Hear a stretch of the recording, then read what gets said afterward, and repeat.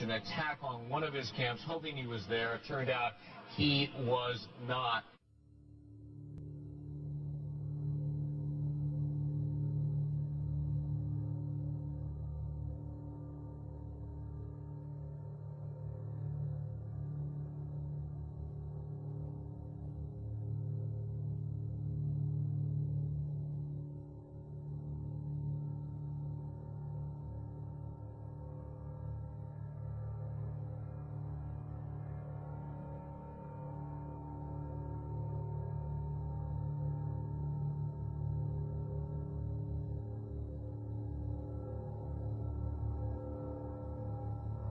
And then I witnessed both towers collapse, one first and then the second, mostly due to structural failure because the fire was just too intense.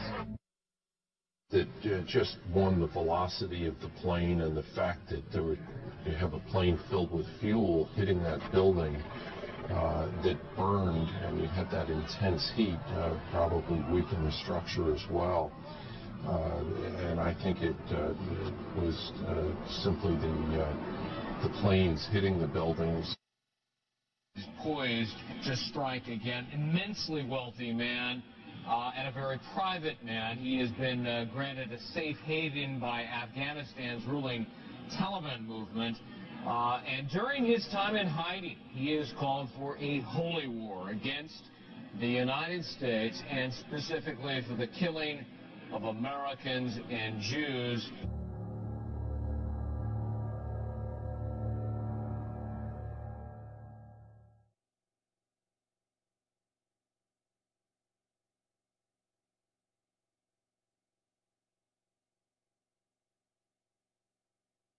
Heard them say that a paper passport fell out of one of the towers and was picked up by a police officer on the street. This plane flies into the building, explodes with jet fuel out of the guy's jacket, goes through the fireball, through the side of the plane, out of the burning building, out of the fire shooting out, and comes down to the ground unscathed. But something happened. For 6 months, they reported they had this passport. Boy, we've got it. We've got the proof. And then the guy stood up and was alive in the Middle East. And they pulled it and said, oh, that was a mistake. He wasn't a hijacker. And the story just disappeared. So what about the hijackers? It's the funniest thing, but at least 9 of them are still alive.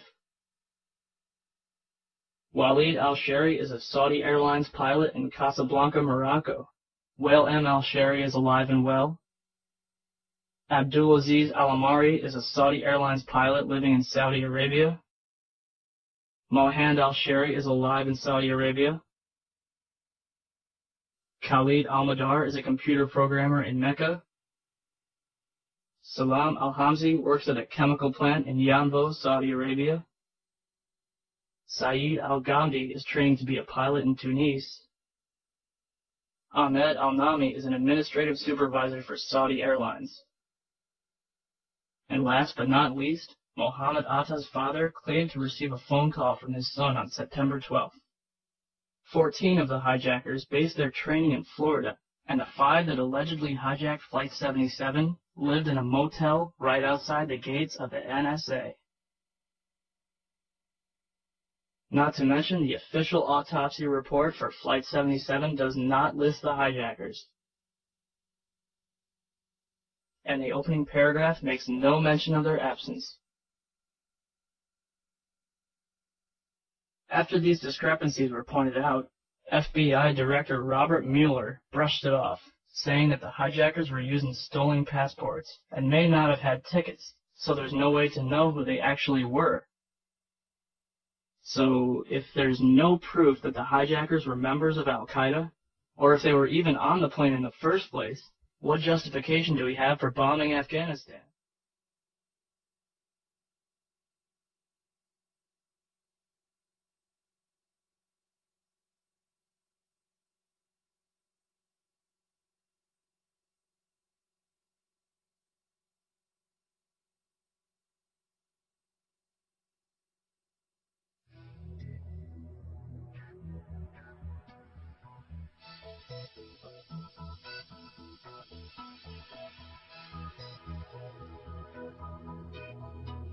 those towers collapsed at free fall speed. Not quite 15 seconds.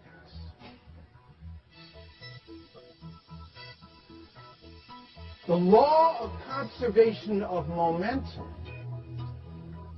would have predicted about 45 seconds had there in fact been resistance to the collapse at each floor. But there was no resistance. Because the only explanation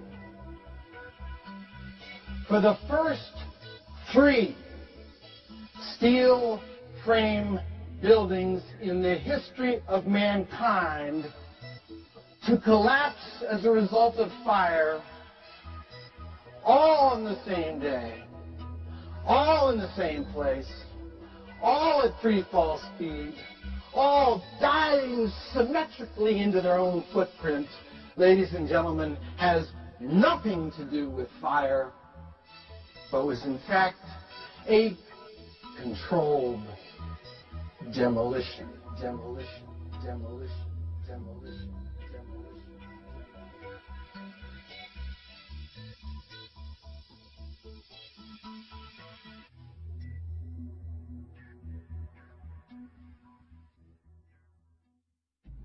The following footage was recently obtained by Sci-Fi.